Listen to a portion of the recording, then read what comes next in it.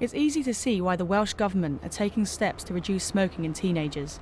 Research from the World Health Organization shows 2/3 of smokers start before the age of 18. Half of these who continue to smoke regularly will die because of their habit. A fifth of all hospital admissions are as a direct result of smoking, costing the NHS more than £1 million a day. Felicity Waters from Action on Smoking and Health says the number of young girls smoking is particularly worrying. One of the problems with tobacco displays has been that they've been a very useful advertising space for the tobacco companies, and that now has been taken away. There is a big problem among teenage girls in particular.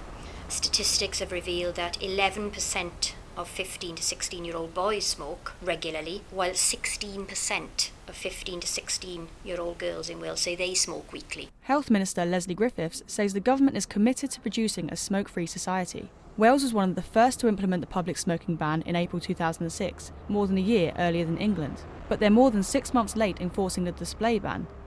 Were they not a bit slow on the uptake? Wales was a little bit behind England in introducing the display ban. However, both England and Wales will ban displays of tobacco in smaller shops at the same time in April 2015. So I think we are on the right track. Canada has already introduced the ban.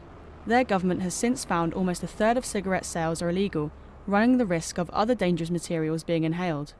The British Retail Consortium say not seeing cigarette packs in the shops won't necessarily stop young people from smoking. They believe supermarkets will bear the brunt of it, with a sharp drop in sales.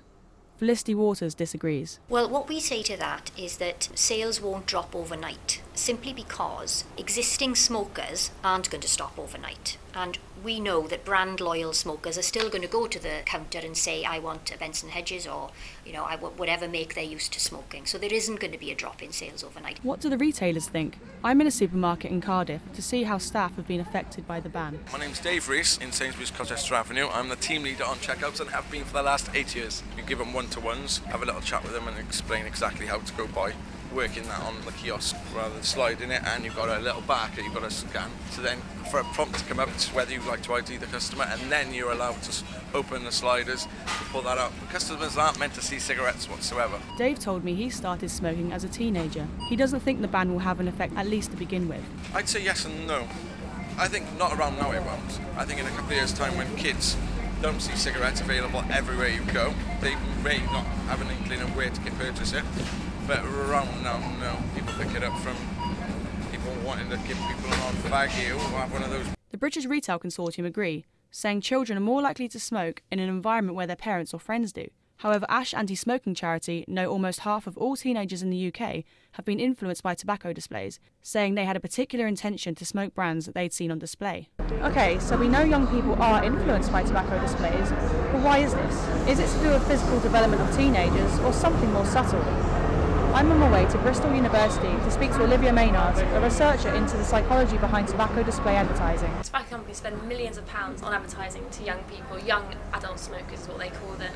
And young people are really attracted to branding, and the cigarette packs themselves are very oriented to young people. There's really slim packs that look like perfume bottles, and there's ones that slide out in interesting ways that have racing cars on them.